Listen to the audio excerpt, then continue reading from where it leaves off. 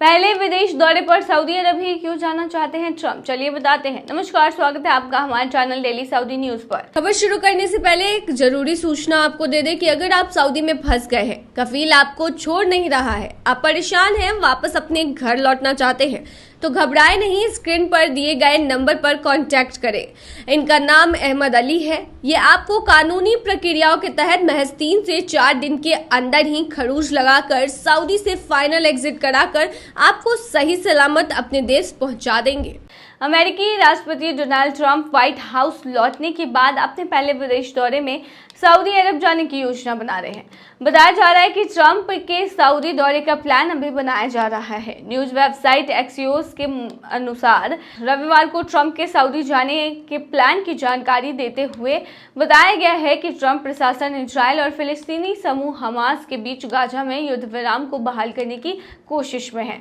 Trump प्रशासन Hamas से बाकी के बंधकों को रिहा करवाने की कोशिश कर रहा है और राष्ट्रपति से बीच सऊदी अरब जा सकते हैं। ट्रंप ने 6 मार्च को भी मीडिया से बात करते हुए कहा था कि वो अगले 1.5 महीनों में सऊदी अरब का दौरा करेंगे। उन्होंने कहा था कि मैं सऊदी अरब जा रहा हूँ। आमतौर पर आपको पहले ब्रिटेन जाना चाहिए था। पहली बार मैं सऊदी अरब गया था। उन्होंने 450 अरब डॉलर का निवेश किया था। अपने दूसरे कार्यकाल के पहले विदेश दौरे में सऊदी अरब जाने को लेकर उन्होंने आगे कहा था कि इस बार मैंने कहा है कि मैं तभी जाऊंगा जब आप अमेरिकी कंपनियों में $1 खरब देंगे। इसका मतलब है कि सऊदी 4 सालों में अमेरिका में $1 खरब लगाएगा। वह ऐसा करने के लिए सहमत हो गया है, इसीलिए मैं वहां जा रहा हूं। एक अमेरिकी अधिकारी और मामले की जानकारी रखने वाले एक सूत्र ने बताया है कि ट्रंप मई के मध्य में सऊदी अरब का दौरा करेंगे। अमेरिकी अधिकारी ने बताया है कि सऊदी दौरे में विदेशी निवेश, खाड़ी देशों के साथ रिश्ते मजबूत करने और मध्य पूर्व में संघर्ष की समाप्ति पर बात होगी।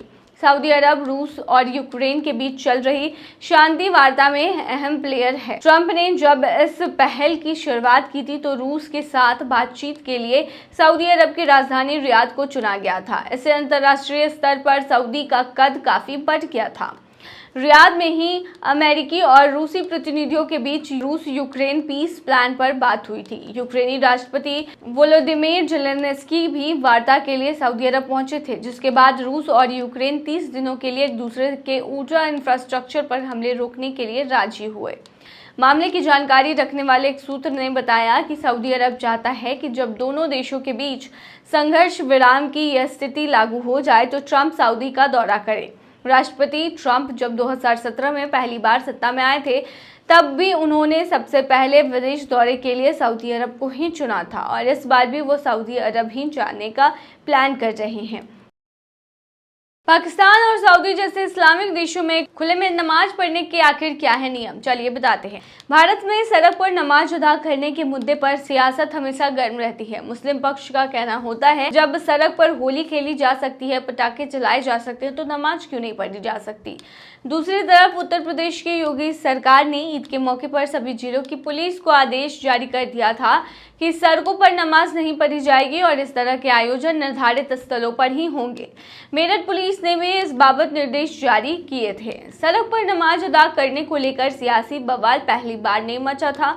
लंबे समय से यह मुद्दा देश की सियासत में बना हुआ है। चौंकाने वाली बात यह है कि भारत में जहां कई मुस्लिम सड़क पर नमाज अदा करने को लेकर अड़े हुए हैं, तो कई इस्लामिक देशों में यह गैर कानूनी है और ऐसा करने पर भारी जुर्माने का प्रावधान भी है।